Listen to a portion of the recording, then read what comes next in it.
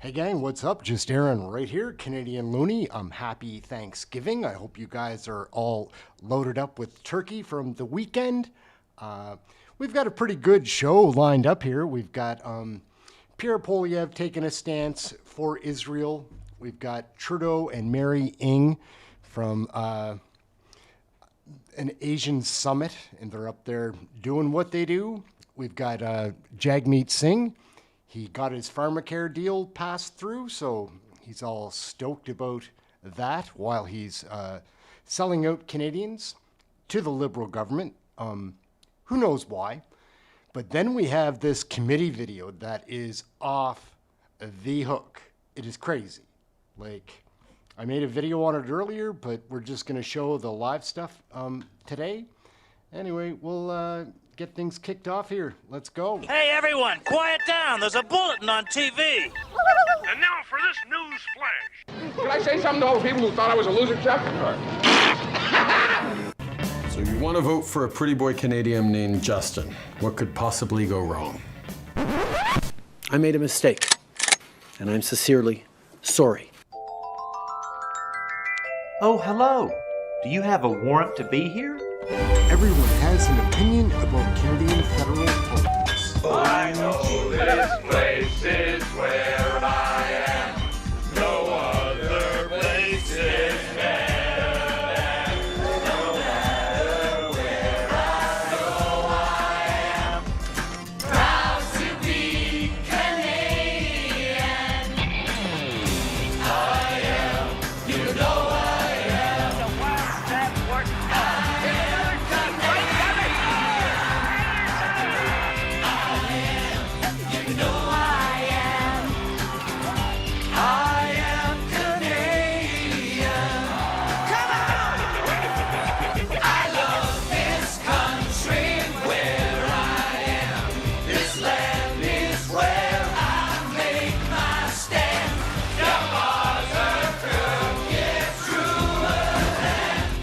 The one we call Canadians.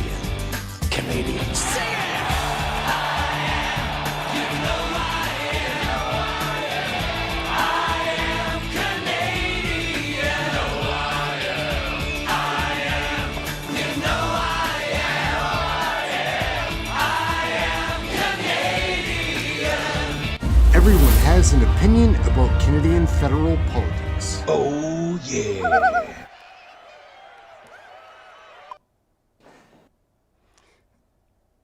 So we're going to kick this off. This was from last week, but still pretty Bonjour tout le interesting. monde. Pierre Comme vous le Poilievre savez, le plays Parlement est cards. paralysé aujourd'hui, encore à cause de la camouflage. L'impression en 2008 est dirigée à notre ici que Samidoun fait exactement ça. Samidoun a payé 4 Sorry. Our economy is the fastest shrinking in the G7. Right now, the average American makes 50% more than the average Canadian, the worst gap between our two countries in Canadian history. Food price inflation has been 36% higher in Canada than in the U.S., something that the food professor Sylvain Charlebois attributes directly to the carbon tax, which, and they're the worst, the news gets even worse. Trudeau wants to quadruple to 61 cents a litre, which will grind our economy to a halt. Factories won't get their parts, grocery stores won't get their food, workers won't get their paychecks. It will be like a nuclear winter for our economy if this quadrupling carbon tax goes ahead. And that's why common sense Conservatives will axe the tax, build the homes, fix the budget, and stop the crime after the carbon tax election. But worse than anything else is what we see in our streets today. What has happened to our country? The division, the violence, the hate, the danger, the anti-Semitism that we've never seen before in this country. Now, it's easy to blame the firebombing of synagogues, the hateful genocidal protests, protest chants in front of Jewish businesses, homes, and hospitals as simply a reaction to a conflict in the Middle East. Doesn't make sense. First, hate crime was up over 100% before October 7th. And second, This is not the first time there's been a conflict in the Middle East. There was the war of 1967, and then there was the Yom Kippur War in 73. There were 2 intifadas. There was the war against Hezbollah in 2006. There was the operation against Hamas in 2014. We never saw that violence spill onto our streets. We didn't see people bring those hatreds into Canada. But after 9 years of Trudeau's radical ideology, his deliberate attempts to divide people into groups, his reckless destruction of our border security, letting in 2 ISIS terrorists, one apparently videotaped mutilating a human body on a crucifix and subsequently making that person a citizen. These kinds of reckless policies and the actions of this government, the refusal to condemn these remarks. Just yesterday, the Minister of Foreign Affairs did something unbelievable on the floor of the House of Commons. I read the genocidal comments that have been made by these radical mobs, and I said, would you just condemn it? From the river to the sea, she wouldn't condemn that. Israel will soon be gone. She wouldn't condemn that. There's only one solution, intifada, revolution. She wouldn't condemn that. She wouldn't even affirm Israel's right to retaliate against other countries attacking it. She should apologize. A foreign affairs minister in Canada should find it very easy to condemn those kinds of remarks, but she didn't because she's pandering politically, which is what Justin Trudeau has been doing for the last 9 years. Today, we see that on our streets, the organization Samadoun, which is a front for the PFLP, has been fomenting these violent and horrific protests and mob actions. This organization is a front for an already banned terrorist group, and it is an offense under Section 83.5 of the Criminal Code, as enacted by the Anti-Terrorism Act, to knowingly act on behalf of, at the direction of, or in association with a terrorist entity. Specifically, Samadoun's founder, Khalid Barakat, has been described by the Israeli government as a high-ranking member of the PFLP. The PFLP has been placed on the list of banned Canadian terrorist entities for 20 years. In 2021, the Israeli Ministry of National Defense designated Samadoun as an organization that is a subsidiary of the PFLP. Germany banned the Samadoun, saying that it served as an international network which disseminates anti-Israel and anti-Jewish propaganda and supported and glorified various foreign terrorist organizations, including Hamas. Samadoun's leadership was deported from Germany, refused entry into the EU in 2022, and both times they were returned and, of course, welcomed to Canada. In 2019, PayPal, DonorBox, and Plaid shut out online donations to Samadoun due to its alleged links to the PFLP, following an incident in June where the PFLP issued an official statement of gratitude to Samadoun for its support of its prisoners. And Samadoun's Canadian leader, Charlotte Cates, has traveled to Iran and appeared on state TV, where she described Hamas's actions of October 7th as brave and heroic. Her organization has gone on to make numerous glorifications of October the 7th, specifically saying, this was what she said, her group said yesterday, long live October 7th. October 7th, the inception of the Al-Aqsa flood, the day that made clear to the world that Palestinian people and their armed resistance can and will liberate Palestine, and that the entire region will be free of Zionism and imperialism. The great flood toward liberation. On October 7th, 2023, Mohammed Deif, commander of the Al-Qassam brigades and the Palestinian resistance, said, "Today, the people reclaim their revolution, correct their path, and return to the march and return to the march of return." And finally, yesterday, the organization chanted in our streets, in Canadian streets, death to Canada, death to the United States, and death to Israel. So this is a terrorist organization. Common sense conservatives are calling for the government under Section 83.03 of the Criminal Code to ban Samadoun now. And let's bring home safety and security and peace to our streets. Let's unify our people. Let's end the crime by locking up the dangerous, repeat offenders. Let's secure our borders. Let's keep terrorists out of our country. And let's stand up for what's right once again. Stand with our allies against terrorism and for decency. Let's bring home the country that we knew and still love. Thank you. À propos des demandes de documents que vous avez préparées en Chambre, même les gens de la GRC disent on n'en a pas besoin. Est-ce que ce ne serait pas le moment d'envoyer tout ça à Proc? C'est pas clair à la violence, même that you endorse Israel proactively defending itself by hitting Iran's nuclear sites, which is something that President Joe Biden does not endorse.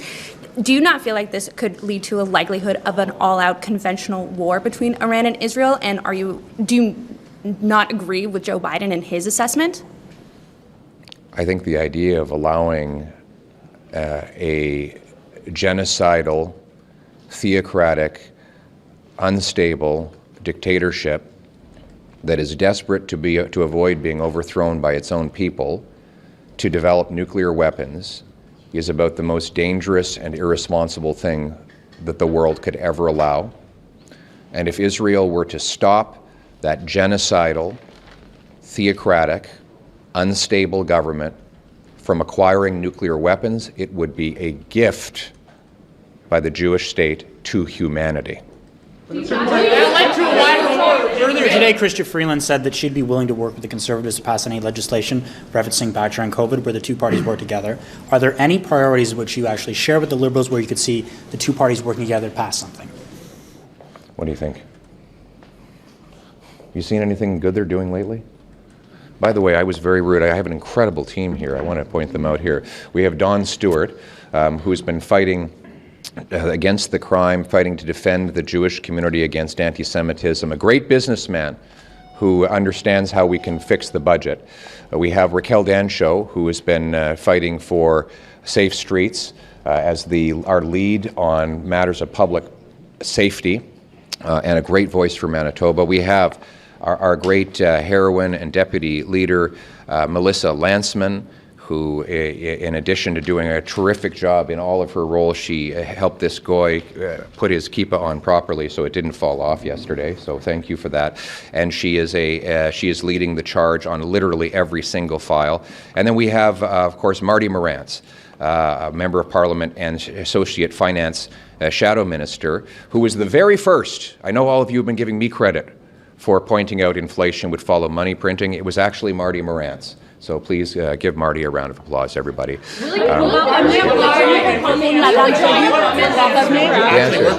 Well, you're asking me on, look, what is their policy? They've doubled the debt, they've doubled housing costs, they've given us the worst inflation in 40 years.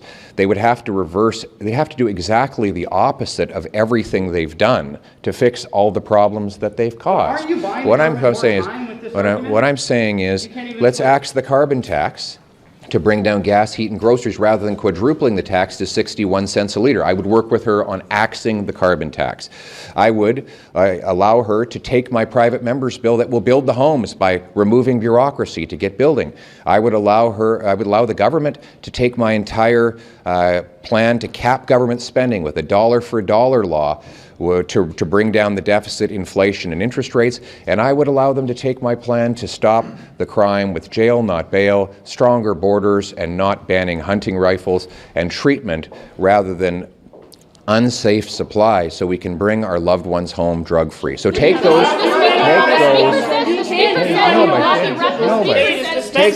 So why not just agree No, but I'm just finishing the question. If you take those ideas, axe the tax, build the homes, fix the budget, and stop the crime, to Chrystia Freeland, let me know what she says. You can't do any of that until this current debate is dispensed with, so why not just agree to send it to the committee like the Speaker has suggested? The RCMP says it already has some of these documents. Why continue to buy the government more time with keeping the House of Commons in stasis? You can't bring up your confidence motions. It's been months now since the Auditor General revealed a $400 million spending scandal involving 186 instances of conflict of interest where Liberal appointees gave tax dollars to their own companies. $400 million is a lot of money. for the single moms who can't afford groceries, for the seniors who can't afford rent. We're not just going to let $400 million of corruption be swept under the rug so Justin Trudeau can get on with his day. So we say, let's end this now. Let's get Parliament back to work by handing over the documents to the police so we can bring home accountability. Thank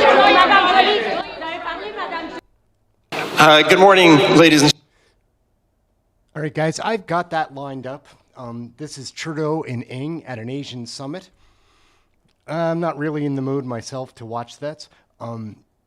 So we're going to watch this crazy committee video. I haven't seen anybody do a video on it yet. I do have one that's ready to go after this, but this is actually just the live stream from Parleview. So we're going to jump into it because it is off the hook. Just as a quick reminder, nice to see It'll you. kick in here. Hope you got a good night's sleep. Missed you as well. We're here, as the chair said, debating a motion I moved for those who have just tuned in on privilege. And what that means is we had a witness here, the former Liberal minister in charge of the Liberal Green Slush Fund, Navdeep Bains, who basically gave one answer to every question, no matter what the question was last night. And as a result, was stonewalling, prevaricating, that fun word, and not answering questions anywhere near in the vicinity of what was asked. It didn't matter what the question was, the answer was the same, and the answer was it was a fair and open process of appointments. And he did the same, didn't matter whether it was coming from Conservative Bloc or the NDP. His answer was the same, regardless of the question. He didn't answer about the hiring practices of the former SDTC at CIBC where he worked. He didn't answer the questions about the phone calls that the chair of the Green Slush Fund, Annette Verscharon, who he appointed, that he made to her. He didn't answer the questions about anything to do with that appointment process or the appointment process that he appointed Andre Elise-Matteau for Cycle Capital, whose companies received 25% of the billion-dollar Green Slush Fund money, received over $100 million while she was on the board. He didn't remember any of that. In fact, he couldn't even remember appointing anyone. He just said, I made 100 appointments. Point of order, point of clarification. Now, just one there's second. no such thing as a point Mr. of clarification. Yeah, sorry, I heard point of order first, so I'll go ahead, Mr. Smith.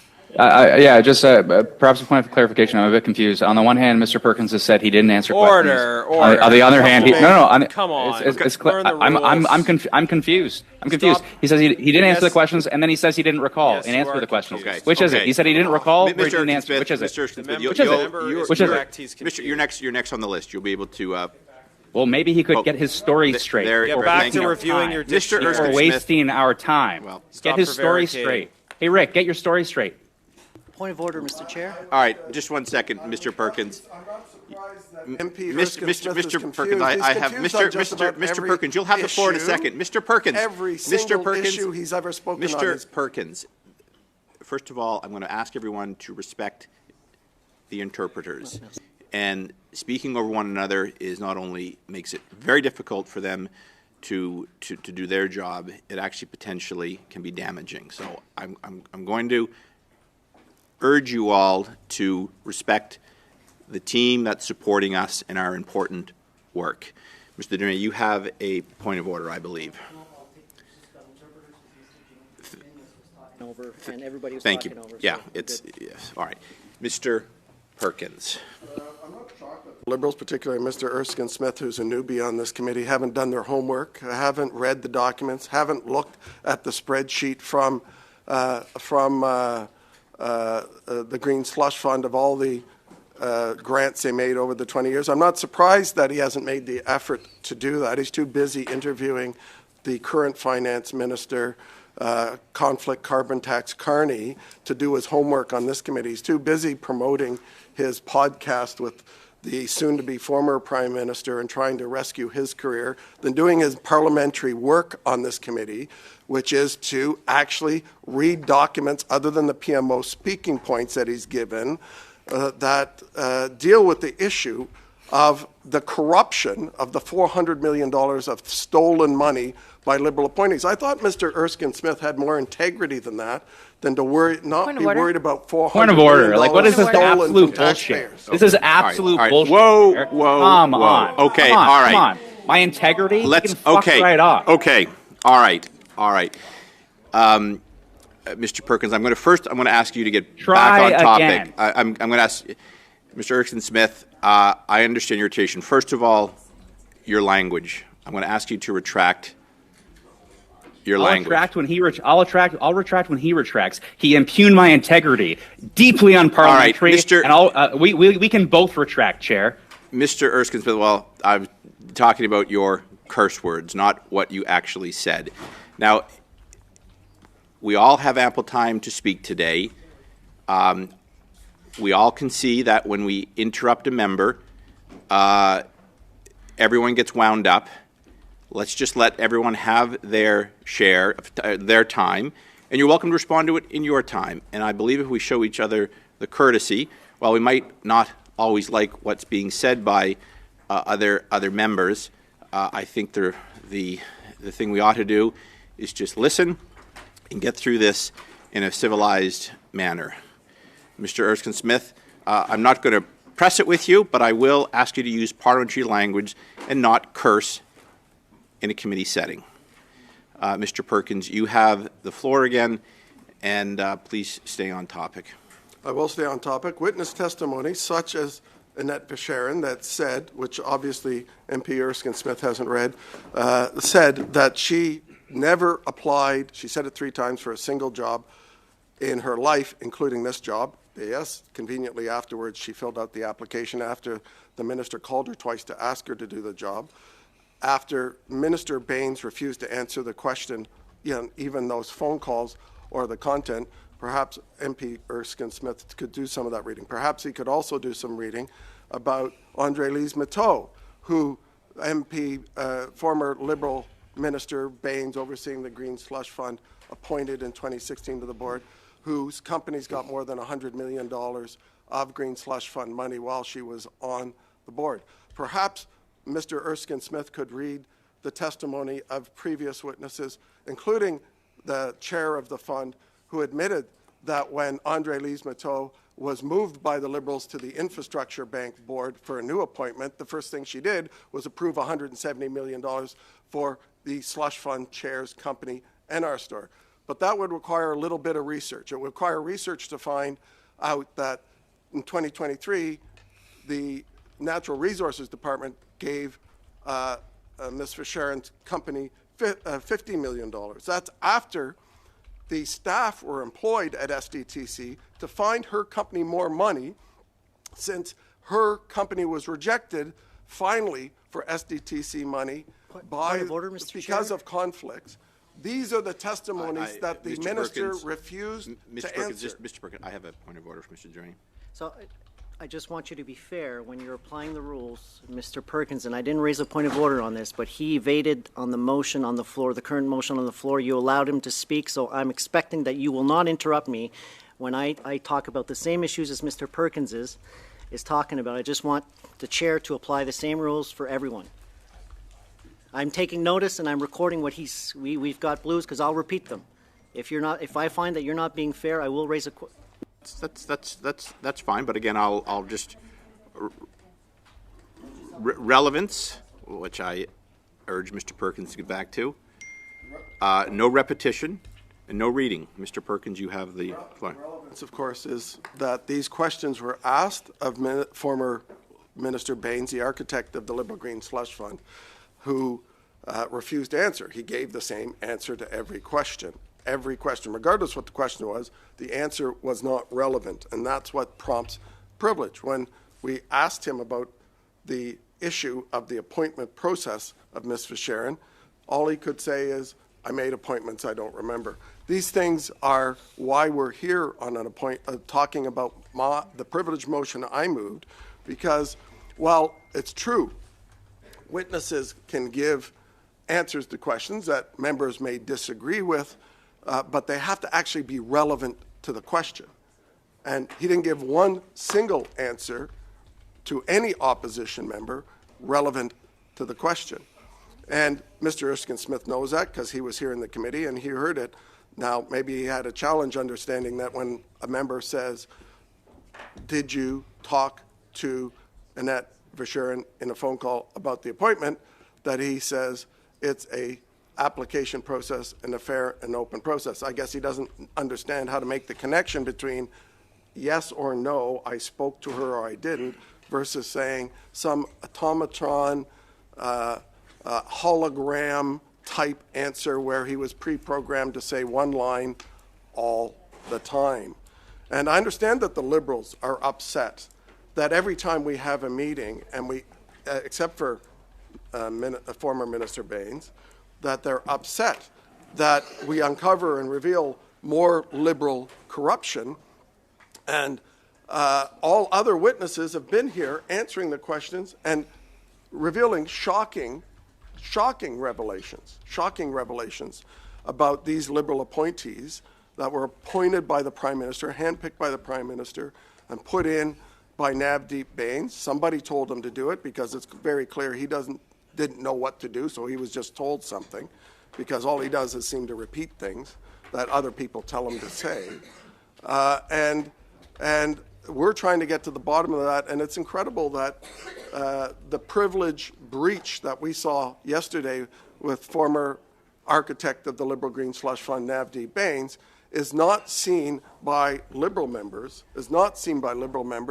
is something to be troubled about. They're not troubled by the theft of $400 million.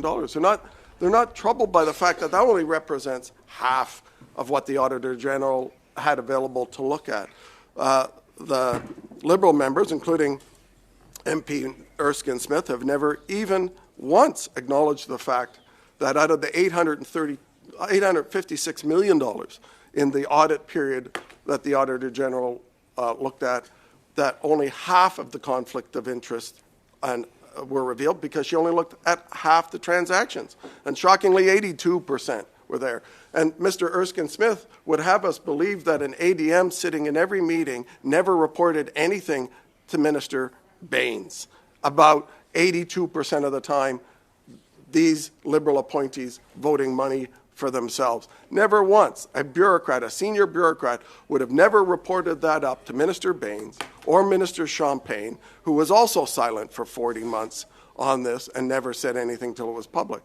These are the issues of privilege that former Minister Baines breached, and that's why we're here, and that's why the motion's on the table. And I will leave it at that for now, Mr. Chair, just because I'm sure we'll have great insight from the Liberal members, and perhaps an explanation from Mr. Erskine-Smith about his language. Thank you very much.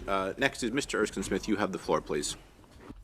Rick, you impugn someone's integrity. You deserve every language that comes your way. There's nothing more important than a member's integrity, and you have no business impugning mine. Because what are you doing right now? What are you doing right now, Rick? You have brought a privilege motion, an incredibly high bar. And on what basis? Well, before Mr. Baines was even finished his testimony, you brought a privilege motion. We're happy to have him back and answer clear questions. And look, I'm not even disputing. You can say I didn't like all of his questions. He wasn't as forthcoming as I'd want him to be. You can't say I don't recall isn't an answer. That's what, on the one hand, you said he's not answering my questions. On the other hand, you're saying it's insufficient for him to say I don't recall. Unless you're accusing him of deliberately misleading you and members at the committee, unless that's the accusation, which I haven't heard, but if that's the accusation, then your privilege has not been breached. And I want to run through just how high of a standard we actually are talking about here, because, and I would love at some point, I'll come back to this, but I would love the clerk and analyst to clarify that. I mean, when I run through the rights of members around free speech, the privileges of members, a breach of privilege occurs when there is a disregard or attack on the rights, powers, and immunities of the House and its members, either by an outside person or body or by a member of the House. That's what a breach of privilege is, okay? And all breaches of privilege are contempts of the House. A breach of privilege is always contempt. And I'm going to give you a couple of examples. Deliberately misleading testimony. In 2003, the former privacy commissioner was found in contempt of the House for providing deliberately misleading testimony during hearings of the Standing Committee on OGO. Deliberately misleading testimony. Is that the accusation? I haven't heard it. If you're going to make an accusation of breach of privilege, make sure it's consistent what a breach of privilege actually is. In 2008, Deputy RCMP Commissioner Barbara George was found in contempt of the House for providing misleading testimony during the Standing Committee on Public Accounts, hearings into allegations of mishandling of the RCMP's pension and insurance plans. We also know impeding access to the House is a breach of our privilege. The denial of access and significant delays experienced by members of the House constitute a contempt of the House. That's nowhere near where we are at the moment. Refusal to attend in the face of a summons. We had in 2013 failing to allow a witness to appear before a Senate committee by the RCMP that was investigating harassment in the RCMP. That was found to be a breach of privilege, and rightly so. Failing to attend, or in that case, impeding the ability of a witness to attend.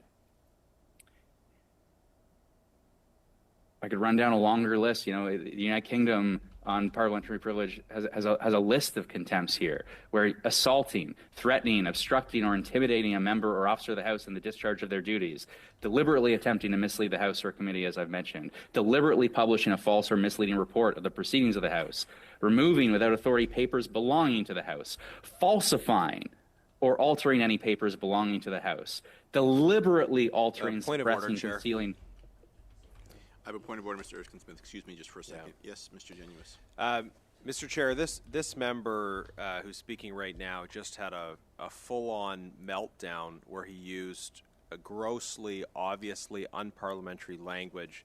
He was asked by you to withdraw those comments. He refused to withdraw those comments. Frequently in the House, when you have even much more minor or marginal cases, members are required to withdraw based on the authority of the chair, and this member has just shown grotesque, flagrant disregard for the rules of the House, literally dropping an F-bomb and saying that it was deserved and saying he won't apologize.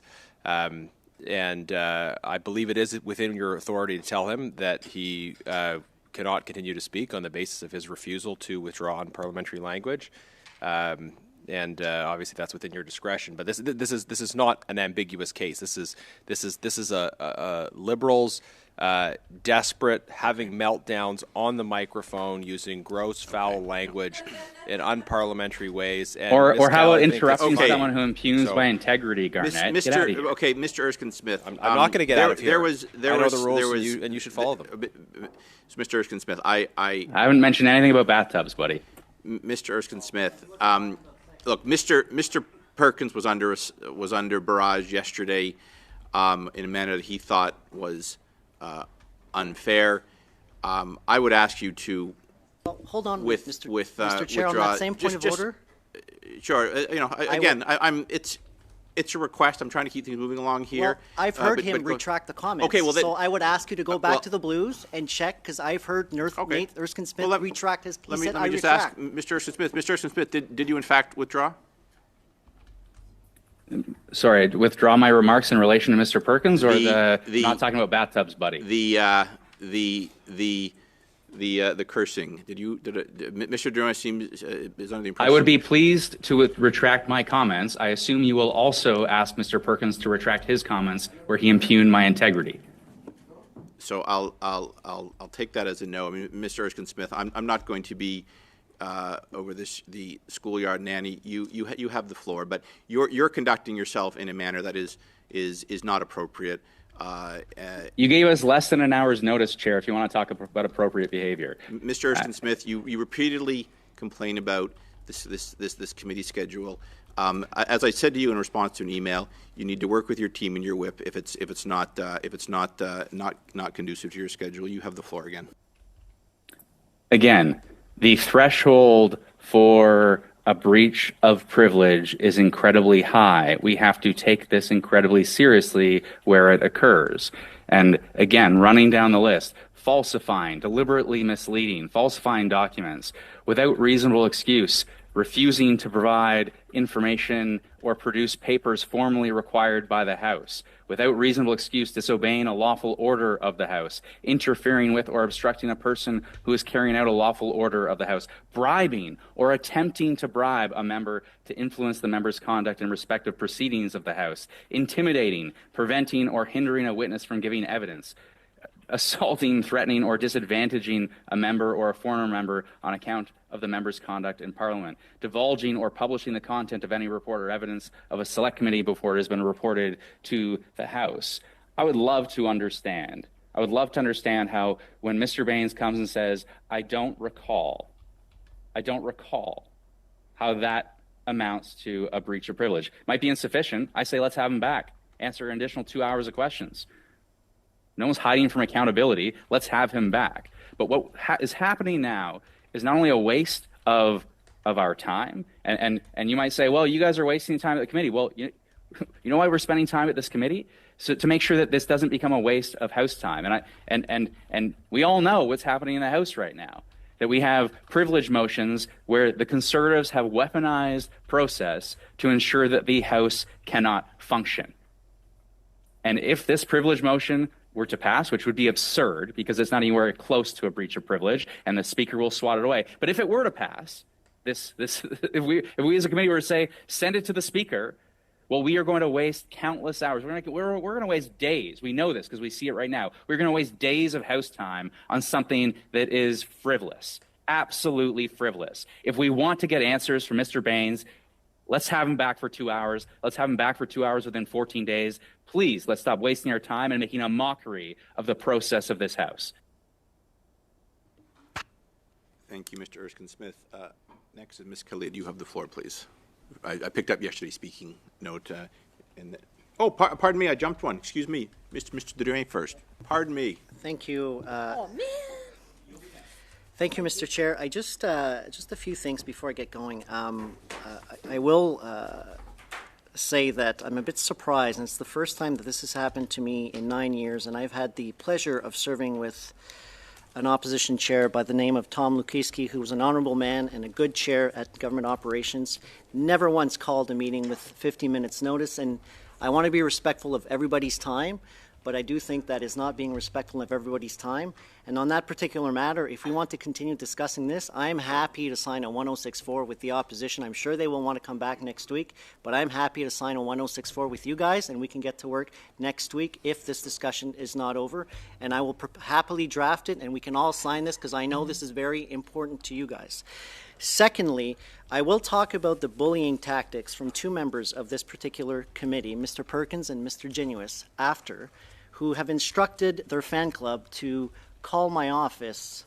And I just want you guys to know that I've instructed my staff to give your phone numbers. So they're calling my office and then they're calling your office, okay? So just so we're clear, you can do this all. You can do your little videos outside. You can do your Facebook videos after here. Just know you can do that and you can instruct your fan club to call my office, but they're calling your office after. Absolutely, if you want selfies. But I just, I thought we had some decent respect. I've never done that to other members of Parliament. I don't care if you do that to me. I just want you to know the consequences of what happens after. Your staff will be more busy at your offices. So they're just redirected to your office, and it'll be a pleasure for me to continue doing that. On the matter at hand, again, I'm surprised that Mr. Perkins has a short memory because he knows Mr. Baines has asked the very same question that he's saying of Mr. Baines that somehow he did not answer. And I will quote, I don't recall a specific conversation, but I would say that it was not uncommon for me to reach out to CEOs and to engage them in the board selection process.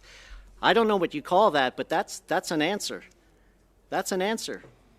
Mr. Perkins doesn't like the answer because he's really trying hard to tie SDTC to ministers, and there's simply no connection there. He knows that. He knows that.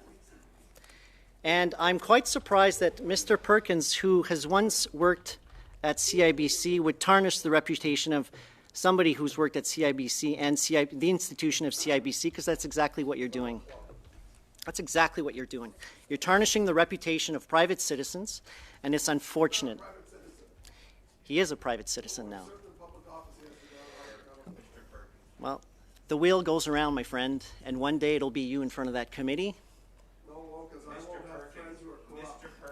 Mr. Perkins. So again, why are we doing this study if the Conservatives have already made up their minds? They are not interested in investigating this stuff. They are using words like corrupt, and obviously they're calling me corrupt and blah, blah, blah. It's simply, they're not interested in making this study. They're not interested in the words of the Auditor General. They're not interested in what the Commissioner of the RCMP has said. They're not interested. All they're interested, and we saw it yesterday again, and Mr. Genuis, he laughed at me the other day, but they are treating this committee like their own little private Facebook studio, and it's a shame. It's a shame. Have some decency for democracy. Just a little bit. Just a little bit. And I wish the kids in short pants on this committee sometimes would grow up. But some of them have, and some of them haven't. And on that, Mr. Chair, I would love to hear from the opposition on my proposition to sign a 1064. We can do this right now and come back next week, and we can spend a full day talking about this. I'm sure you'd love to come back too, Mr. Chair. I know you would. But the tactics that you've used today, I just want to warn you that we have lots of chairs who can do the same thing to your other members. The consequences, the precedent that you have set to other committees is uncalled for, completely uncalled for. You're not being respectful of my time and of everybody's time on this particular committee. Tom Lukiski would have never have done that. And I'm not sure who's running the show now, but obviously they have no respect for members of Parliament. I'm close. I'll be here next week. I don't mind coming here. I can spend a week. And I'm sure we can come back on Thanksgiving Monday if you want. I'm here. I'm ready. So I'm still not hearing the opposition say they want to sign a 1064. This proves how dedicated they are to this particular cause. Like at a basic level, you don't need Order, Mr. Genuis. Actually, Mr. Genuis, you can sign a 1064, and you have to deal with the proper matter 1064 at first, and then you deal with the suspension. Just so you know, just check your standing order, buddy. So here we are on the matter of this question of privilege, which has been raised without even having to hear completely what the member have said. This was submitted half an hour before the testimony was completed. So we know this was all made up. So how serious are these guys about finding the truth? They're not. Ils sont pas sérieux. On est ici à parler d'une motion. This is a joke. We're here talking about a motion that is meaningless. Mr. Porkins had the opportunity to question the witness in June. I don't know. Yeah, sorry guys, we're getting rid of the French. I don't like it. Theorizing on this is what the minister happy to you. I'm So if I really understand what's going on, the opposition doesn't care about the Auditor General, doesn't care about any of these reports, and they just want to create a link between a minister and SDTC, even if there was no link whatsoever, aside from the fact that there was an agreement signed. The minister has nothing to do with day-to-day operations, and that's what the opposition doesn't seem to understand. So I will take a short break, Chair, to have a drink of water and give the floor to Ms. Khalid. Ms. Khalid, you have the floor, please.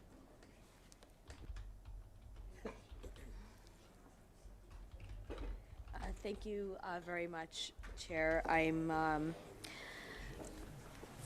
going to raise some concerns here because, you know, I had a full day planned. My constituents need me for so many different things.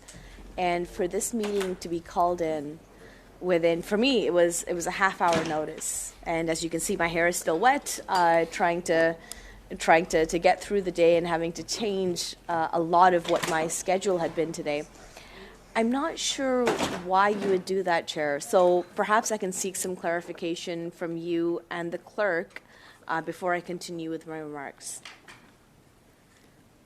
Ms. Khalid, the floor is yours. The chair is not required to answer why a meeting was called. We suspended in the middle of our debate. Resources did not permit me to go further last night.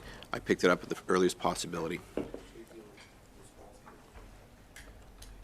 So I'm not going to get clarification from the clerk or yourself as to why we felt that we are going to recall the meeting without giving members the notice. I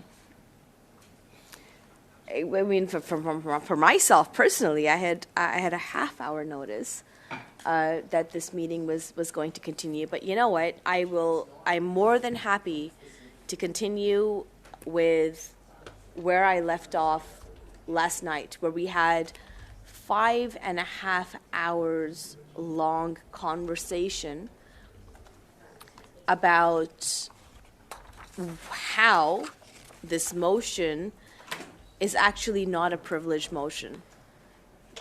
And I am more than happy to continue. Point of order? I have a point of order, Ms. Cleary. Excuse me. Yes, Mr. Perkins.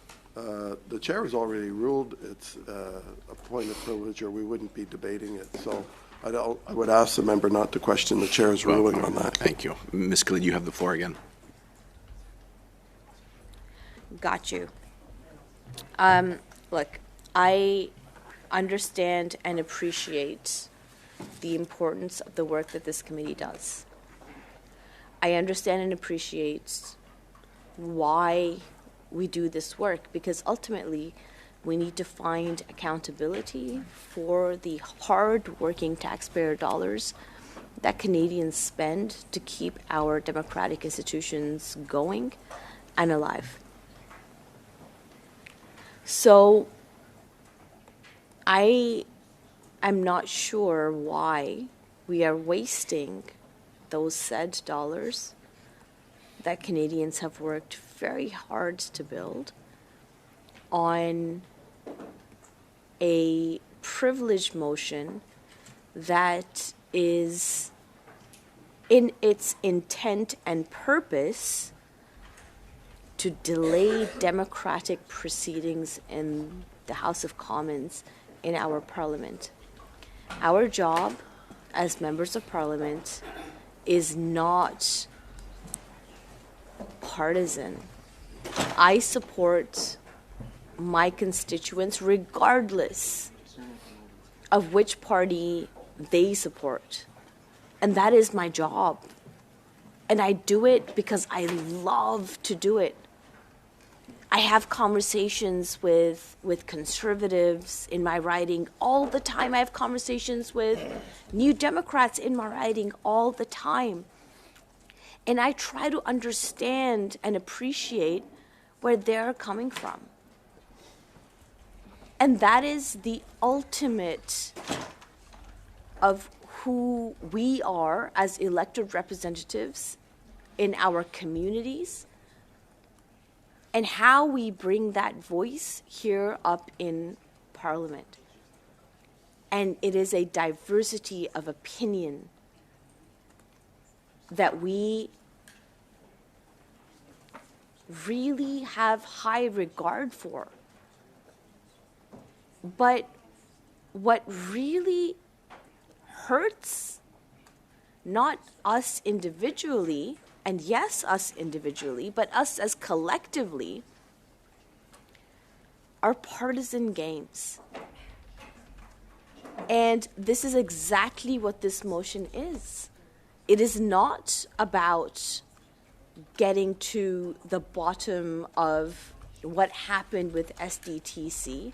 It is definitely not about what happens going forward. and we see that there is a plan from the minister as to how we go forward. And that is that transfer to the NRC. That is a All right, gang, we're going to take a chance now to say hello to everybody. We've got a great crowd for Thanksgiving. Happy Thanksgiving, everybody. And yeah, we're just going to say hello to everybody that I can see. My man, Two Flips, what's going on, Matthew? NAG, always a pleasure. Bannister Post, what is up? Canada RV, good afternoon. Clint's Dinosaur Egg, how you doing, man? Welcome. Data Sender, always a pleasure. Genghis Tron, what's going on, brother? How do you feel about this chick, Ikra Khalid, Janet Nunn? She's a lot to take. So is that chick, Erskine Smith, and the other chick, Frank Drouin. They're hard to believe. Jeff Cox, what a shaking man. Jeremy Booker, always good to see you on here. Kenzie Kraken, my sister, how you doing? Joe Sofat, what's up? LJ Brother, what's going on? Louise LeBourne, thank you so much for your support. Mark Maloney, how you doing, man? What's shaking? Happy Thanksgiving. Megan RP, what is going on? Mike Tremblay, welcome back, brother. Hope things are well. Mr. Pickles, always. Yeah, I'm sure you're a busy guy today. Mudskip one, what is shaking? Welcome back. Nick Godrow, what is shaking? Good to see ya. Norm Nicholson, what's up, brother? Pat Doucette, how you doing today? Welcome. Puffin Club, what is going on? There's a Puffin Club in Port Hawkesbury, I think. Scott Campbell, what's shaking, brother? Scott C, welcome. Good to see you. Steve Blois, my funny guy, what's shaking? And Tommy Gunn and my man True Blue. How are you guys doing, man? Anyway, we're going to get back to Ikra. really concrete plan. Consider liking and subscribing. This entire program has been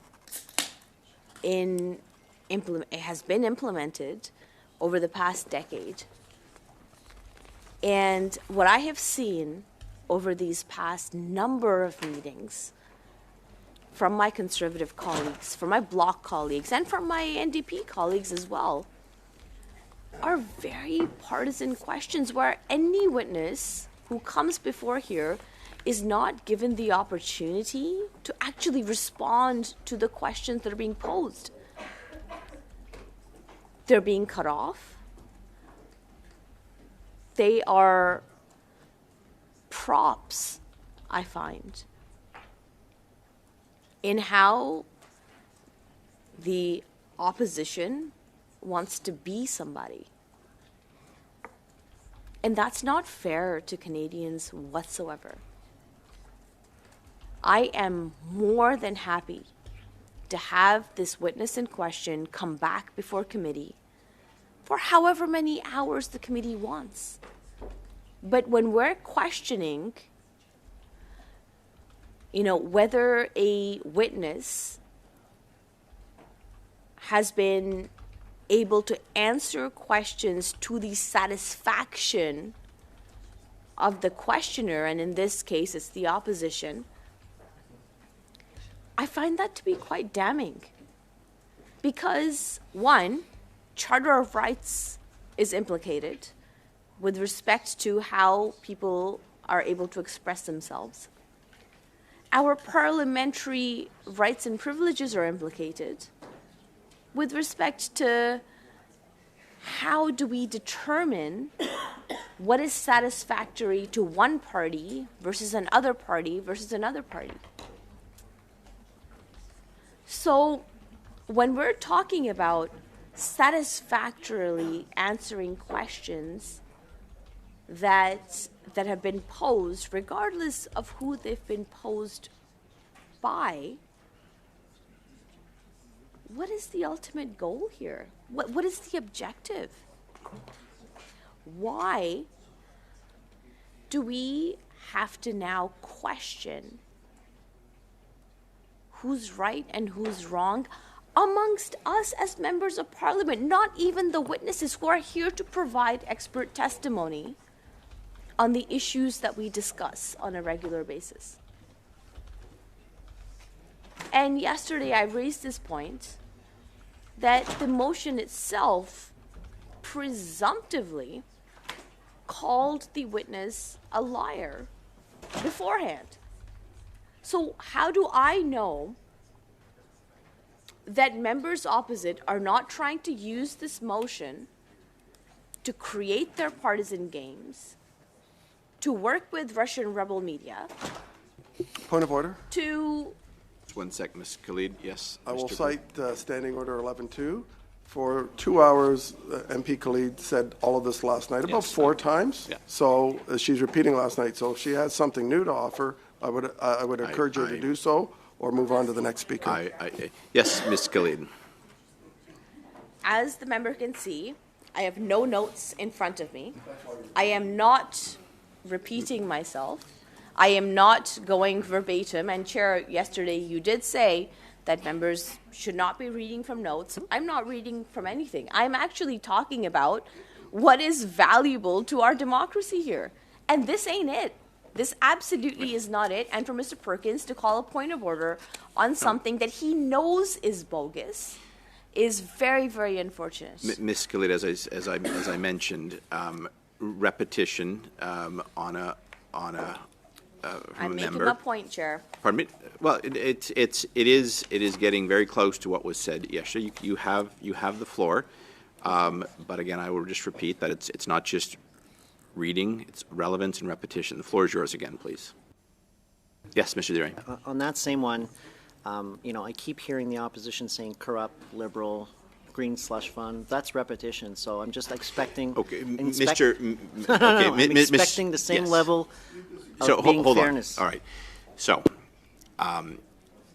unfortunately, we've heard those words being thrown about on both sides. That's sadly the business we're in, the school of hard knocks. The point that for standing committees is that if the arguments begin to go repeat. So you're welcome to make arguments that speak to the motions, but repeating the same arguments again and again is what is not permitted. So, Ms. Khalid, you continue to have the floor. Thank you very much, Chair. I appreciate it, and I appreciate your clarification. I hate her, guys. I hate her. Like, if something terrible were to happen to her, I'd smile. That I have not made. I'm not sure, how your standards of repetition would work in this committee, regardless. But the point that I'm trying to make is that this does not have to be a privileged motion, because we know where a privileged motion leads, and we know the partisan hacks and their objectives on what a privileged motion can do.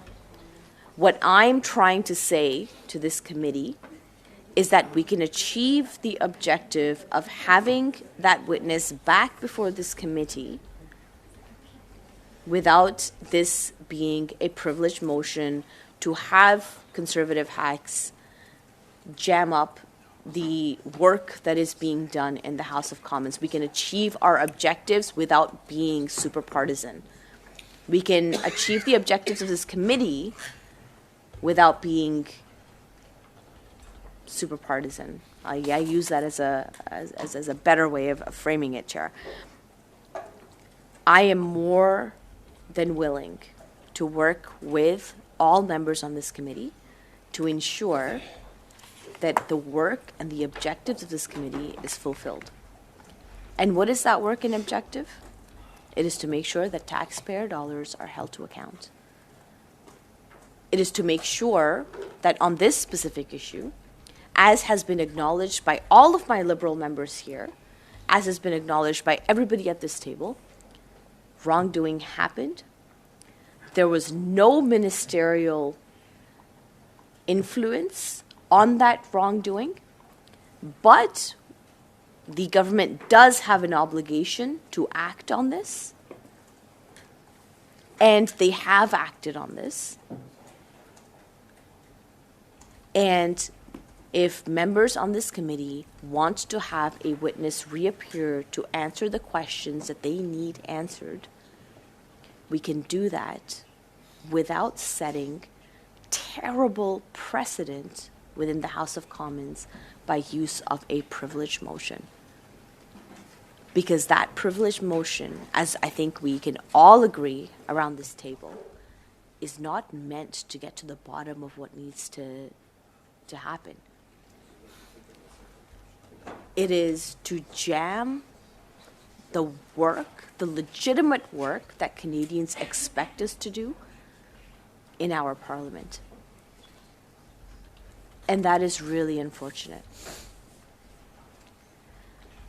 You look very impatient, Mr. Chair. You called this meeting in a half hour's notice. And I am here to help express the viewpoints of the majority of reasonable Canadians who want to see Parliament function, who want to see Canadians have that representation, sure, but also to see work being done.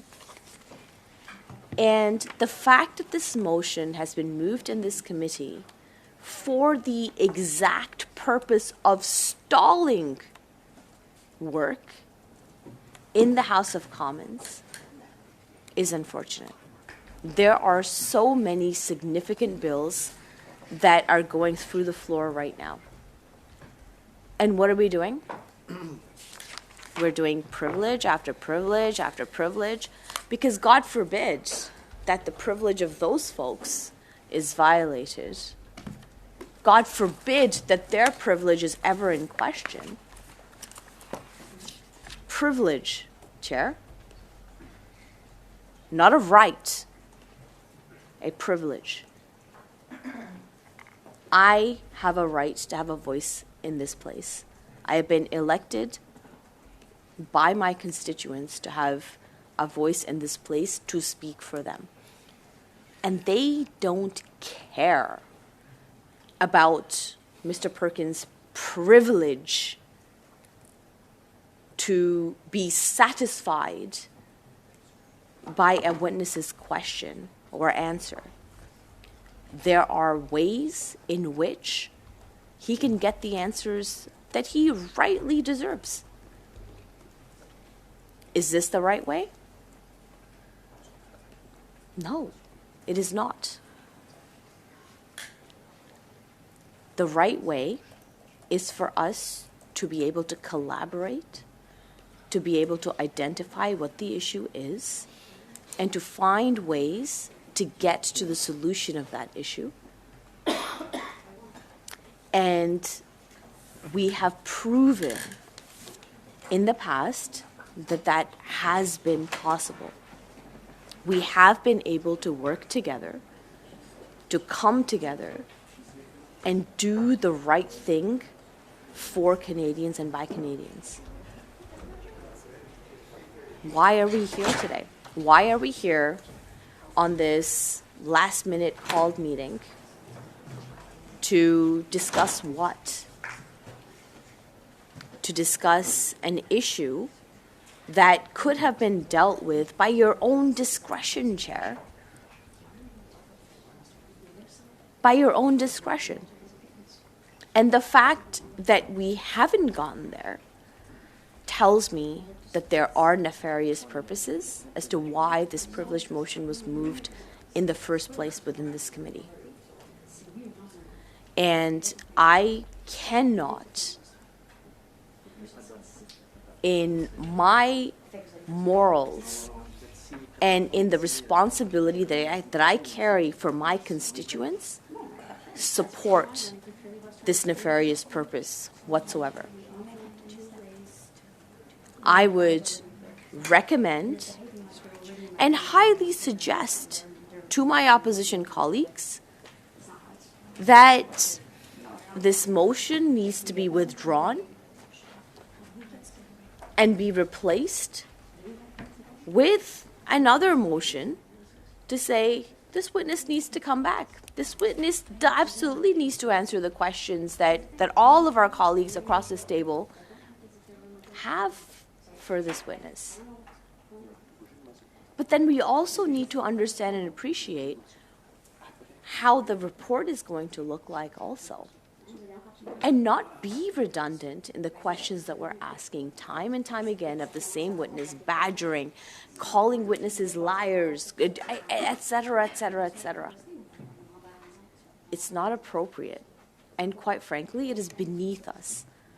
The Public Accounts Committee has a higher mandate than to be political tools for the opposition. And you, Chair, I know how much principle you have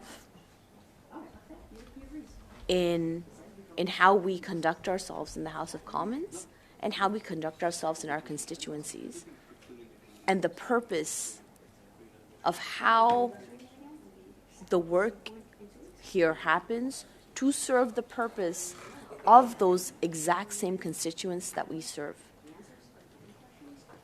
So I would again implore yourself, Chair, firstly, to find that this motion is out of order because there has been no violation of privilege. But if you can't find that for the sake of your own constituents, then I would encourage you to work with your opposition colleagues and withdraw this motion so we can put forward a more concrete, a more substantial motion to say, yes, we need this witness back. We need him to answer the questions that any committee members may have. We want to send him written questions that he may not have answered in this committee. There is no privilege that is being questioned here, Chair, and you of all people know that. So I put that proposal forward to you, Chair. Firstly, to consider whether this motion is out of order, which I think that it is. And secondly, to encourage your colleagues to withdraw this motion and put forward one that is not so partisan-y, one that encourages all of us as committee members to work together and summons the witness that we have any challenges with and to help them answer the questions that we have for them. And lastly, to be able to send in written questions that any of our members may have and has been raised by members over this course of the past 2 days, to have those written answers back. Because we can't go from 0 to 100 all the time. And we have seen in the context of what has happened over these past couple of weeks and months is the use of parliamentary procedure to play political games to stop the work that Canadians expect us to do. I will park my comments there, Chair. Thank you. Thank you. And far from being impatient, the chair is fully engaged in reaching out to the vice chairs to try to find resolution here. And a note, your hand is up to speak again, so we will add you to the list. Mr. Stewart, you have the floor. Sure. Thank you, Mr. Chair. Mr. Chair, we come to public accounts to question and to provide oversight of taxpayers' dollars, to check for value for money, whether or not it achieved value. Members have privileges here. One of those privileges is when you come into these hearings, you're not here to evade, you're here to answer questions, important questions. 186 conflicts of interest at first glance were found by the Auditor General. The taxpayers deserve clarity and they deserve accountability and the oversight that we provide. It's deeply disappointing and alarming that Liberal government members, the committee members here, don't want to simply find the truth for Canadians. There are no points for evading questions at a hearing such as this. This brings us precisely to the moment we're at. Mr. Baines knows the political process. He knows what is acceptable, he knows what is not, and he would know what it means to be held accountable and to be transparent with taxpayers' dollars. He would have had to be held to a higher standard. He was a cabinet minister. He told the president of STTC, and I quote, "They will manage her conflicts as they appointed her the chair." Though he's not a politician today, there's no points for evading or refusing to answer the questions posed by committee members. He is, however, accountable for his time in office. He was and is and will always be a member of the Privy Council, forever bound by those rules. $400 million is a lot of money. I believe Mr. Yes. Stewart is reading from notes. Yes. Just a few things I scribbled on paper. Yeah, I was watching it. I hear what you're saying, Mr. Pratt. I don't think so. I've been watching it. He is allowed to refer to notes, but he just cannot read those notes. So, Mr. Stewart, you have the floor. Thank you, Mr. Chair. What I was saying is Mr. Baines is accountable for his time in office. He's still accountable because he was a member of the Privy Council, therefore forever bound by these rules. $400 million is a lot of money. It may not seem like a lot of money to some of the members of the governing party, but I'll tell you what, Mr. Chair, when you have record numbers at food banks and carbon taxes with record inflation and inflating grocery prices, and people in my constituency in Miramichi Grand Lake that call me on a daily basis choosing between medications and groceries, sometimes fuel and groceries, mortgage rates are going up, interest rates are going up, rent is going up, all of these problems on the watch of the current government. You know, I remember in the 90s, I was in high school when Jean Chrétien was the former prime minister, and I remember hearing so much about the sponsorship scandal. And the only reason I bring that up today is, for its time, that was quite a thing. It upset Canadians, very clearly.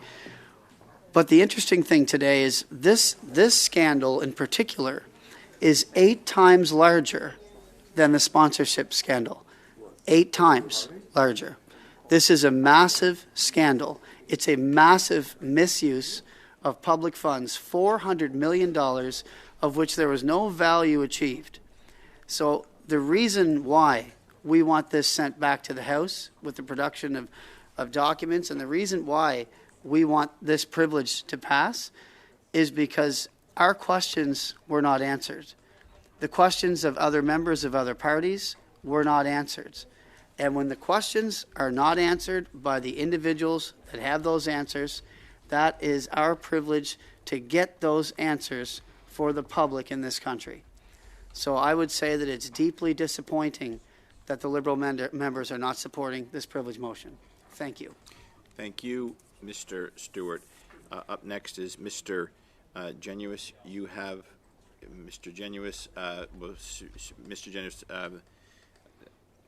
I think I'm going to suspend for 5 minutes because there seems to be a discussion on the side, and maybe it will lead somewhere. So I'm going to suspend.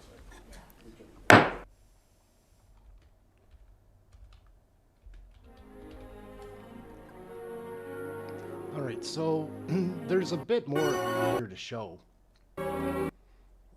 They do come back for a couple of minutes. It's not as extended as what we have just watched. That is a filibuster, guys, and when someone doesn't know how to do a filibuster, that's what it sounds like. It's just a bunch of BS.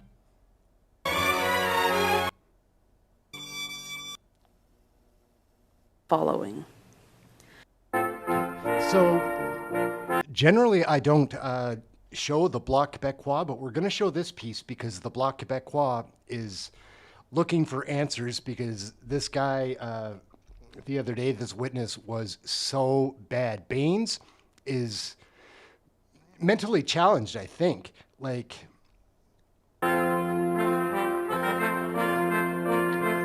Take their seats, please. I'm going to recognize. I'm going to recognize Madame Sinclair Desgagnés, s'il vous plaît. Vous avez la parole.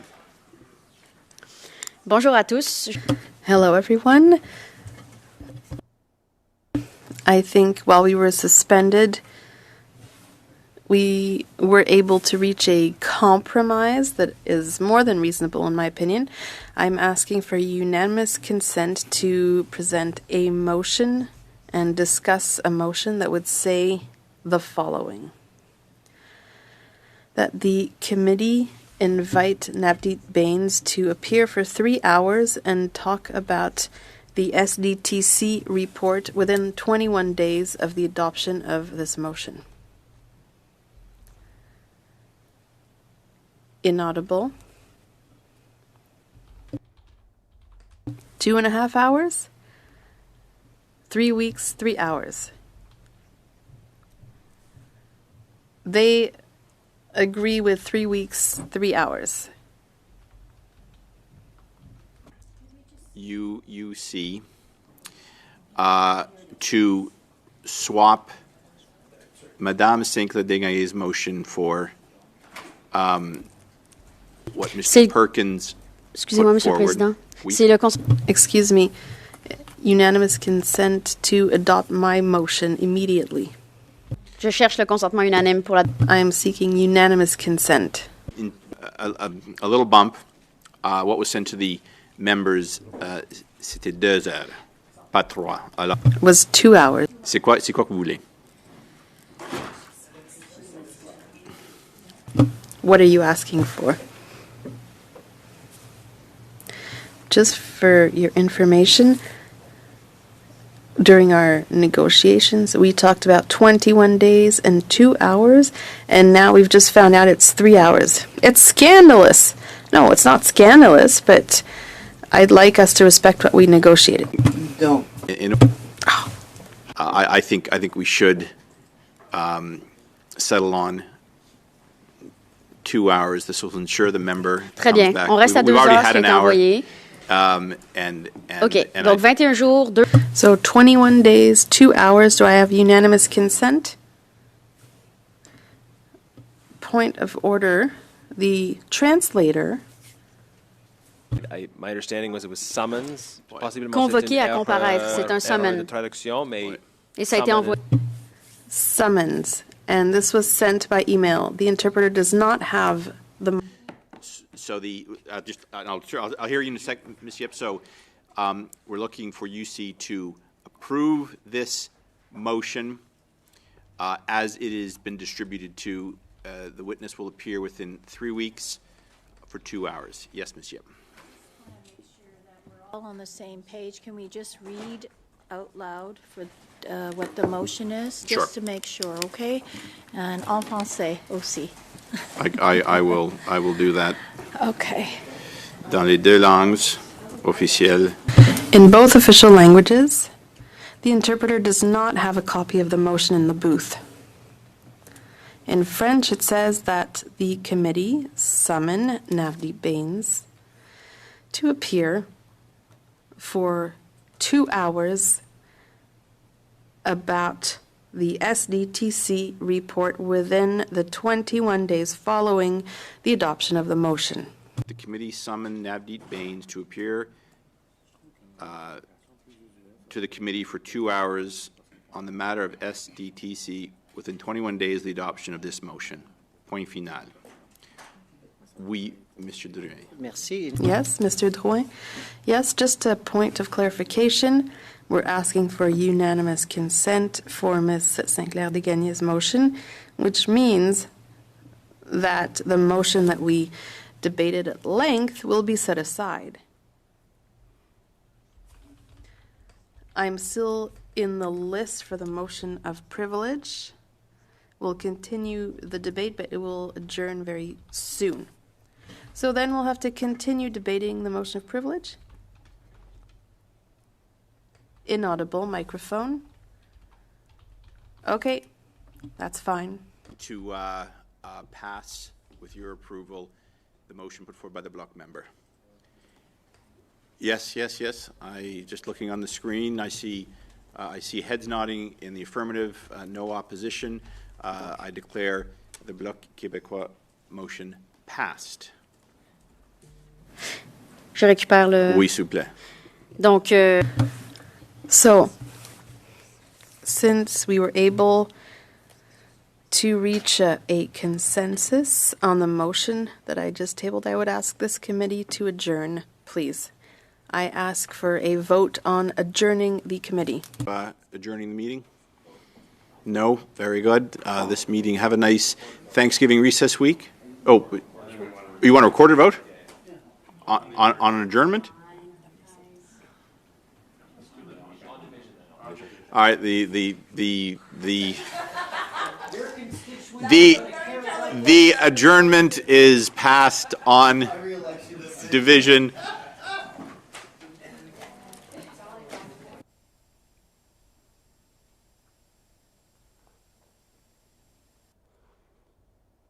All right, gang.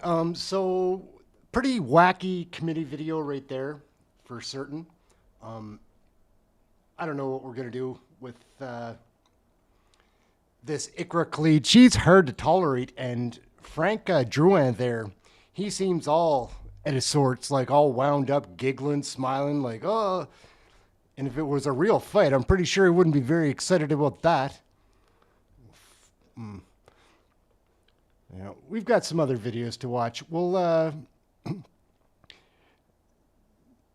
yeah, here's one that we're gonna check out. Give me just one moment to get this going. So again, to say with the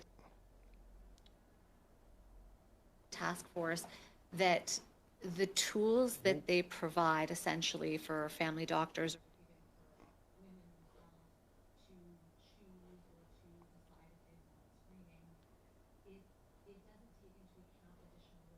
it doesn't take into account ethnicity, it doesn't take into account breast density. So when you're only looking at the figures that apply to, typical white woman, you're not in a position to make an informed decision. Because again, as you said, you're at higher risk for potentially having incidents in your 40s. If you don't know that, are you going to advocate for screening? If you don't know that, how are you going to make a sound decision?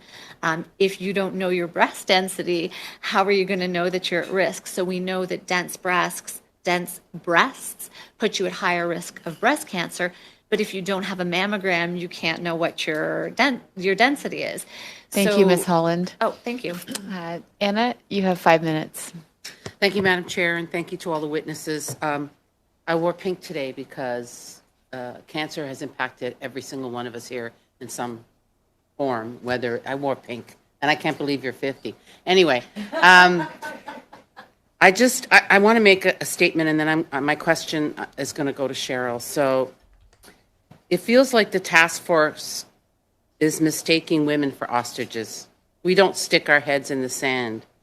We face challenges, and knowledge is power. Our healthcare system has taken the patient out of patient care and is more concerned about financial care. That's how I feel today. And I'm really disappointed because as women, I feel that we've been left out in the cold. So Cheryl, I need to ask you something because I recently attended the ABC fundraiser, which is an organization in Ontario called After Breast Cancer. And I had the opportunity to speak with a young woman whose grandmother had cancer, her mother had cancer, her sister had breast cancer, they all had breast cancer. She was in her late 20s, early 30s, and she was not eligible for a mammogram. Was there history in your family? So my grandmother had breast cancer and my aunt had breast cancer. And so some of my grandmother's sisters, I think, as well. So it's in the family. Yes. Okay. So here's my thinking, and maybe I'm wrong. Yeah. Why are we waiting till 40? If history has it, like in your case and in this young woman, and in some of my family members who, every single person in their family had cancer, why are we even waiting till 40? I don't understand. As I said before, I'm an engineer, and we're thinking about things as being proactive. We're thinking about preventing things and planning ahead. And I don't understand why there is so much wait and see in medicine. There's so much, well, we'll catch it when it gets bad enough, and then we'll treat you. It's backwards to the way I think about things, the way I would treat my car. You know, like I wouldn't wait to get an oil change until my car broke down. No, exactly. So I don't understand why it's acceptable. I saw her. Yeah. Sorry, did I do something wrong? No. There's somebody with their hand up. It's okay. Okay. I really can't understand why women's health isn't worthy of more prevention and early detection. That would make things a lot better for us. I know. Is it Jenny? Jenny. Mm-hmm. Yes. Jenny. Yes. I'm sorry. I saw your hand. Yeah. I just wanted to say, we know that there is a rising incidence of breast cancer in women in the 20s and 30s, but right now we don't have the technology, the tools to detect cancer in women that young because mammograms, the radiation from mammograms may not be negligible around 40, but it can have an impact in the 20s and 30s as well. The density of breast is going to be high in the 20s and 30s, and mammograms probably wouldn't be that effective at all. So hopefully we'll have a blood test soon or other methods of detection, but right now we just don't have the means to detect. So we have to rely on self-exam and body awareness. So I'm sorry to interrupt there, Jenny, but I believe we do have a blood test. It's not ready for prime time yet. Okay, so I guess my question would be, there's a history, there's a pattern here. And I think, Cheryl, you said it best. You don't wait to get an oil change. You get it done before the car breaks down. If there's a history, certainly if a woman has a history of breast cancer, first-degree relative in her family, she's going to be given some form of screening, ultrasound or mammography, depending on her age, 10 years earlier. And I think that you're pointing out a really good thing here in that a lot of women are falling through the cracks because they're not being assessed. A lot of family doctors don't know the patient's history. They're not doing a risk assessment. There's a tool that takes about 2 minutes to do. It's called IBIS. And we need every family doctor in Canada using this risk assessment tool on women between ages 25 and 30 so that we can determine who is high risk and who needs, more screening, MRI annually or whatever. So maybe what we need to do is go back and provide doctors with the education that they need and to listen to the patients. Because listening to the ladies here, I find it very strange that you know your body better than any one of us. Like, how many of us knew we were pregnant before we were pregnant? We know our body, right? Like, there's something inside of me growing, hey. So... I'm just trying to state a fact, right? So we need to make sure we educate these doctors so that they listen to us and say, hey, I'm demanding a mammogram because this is what I have found, and we shouldn't have to do that. Are they not trained to listen to their patients? Maybe we need to go back to the drawing board and implement that in the medical schools. I don't think that it's not that they're trained not to listen to their patients. I'm sorry to interrupt. If you could just acknowledge yes, no, or maybe, then we unfortunately need to go on because Anna has exhausted her time. That's not very nice. Yes, go ahead. Yes or no, Our gang. So here towards the end,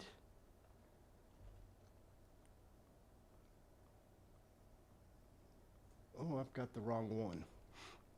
Sorry.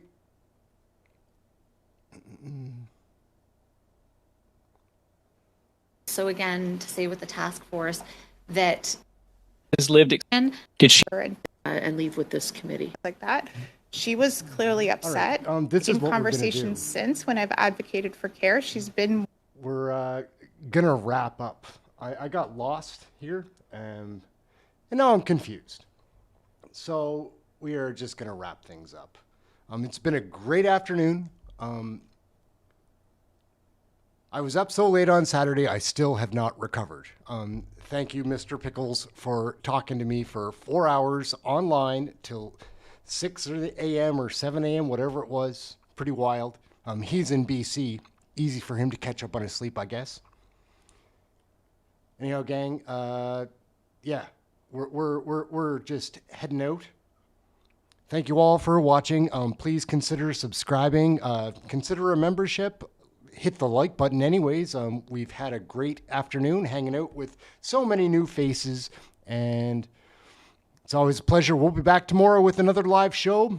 Not sure what we're going to watch yet, but we will have things here to watch that are entertaining. I assure you that. My name's Aaron. This is Canadian Looney. Thank you all so much for watching. Have a great afternoon. Happy Thanksgiving. Hope you fill up on some turkey and are able to sleep it off before back to work tomorrow. Later, gang. We'll be back tomorrow, same time, same place, ready to go. Remember to get notified for the live shows. That is it. We are out.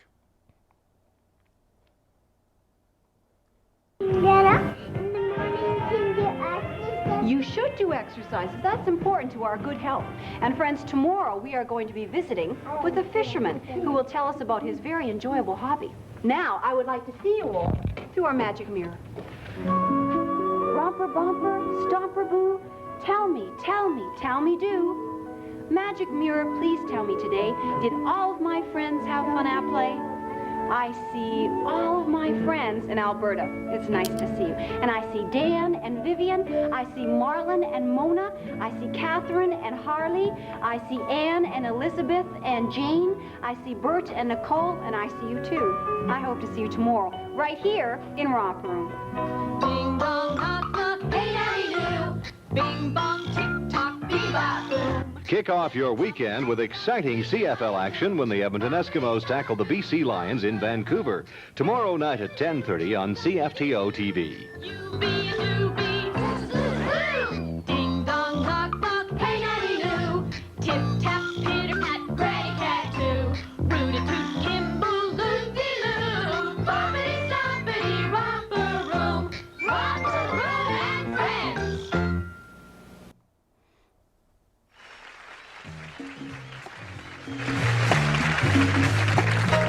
Well, I see by the clock on a wall that it's time to bid you one and all goodbye. Goodbye. So long. So long. Farewell. Farewell. Adieu. Adieu. Be good. Stay well. Bye-bye. Keep warm. Relax. At ease. Take care. Stay loose. Adieu, mon vieux. À la prochaine. Goodbye till when we meet again.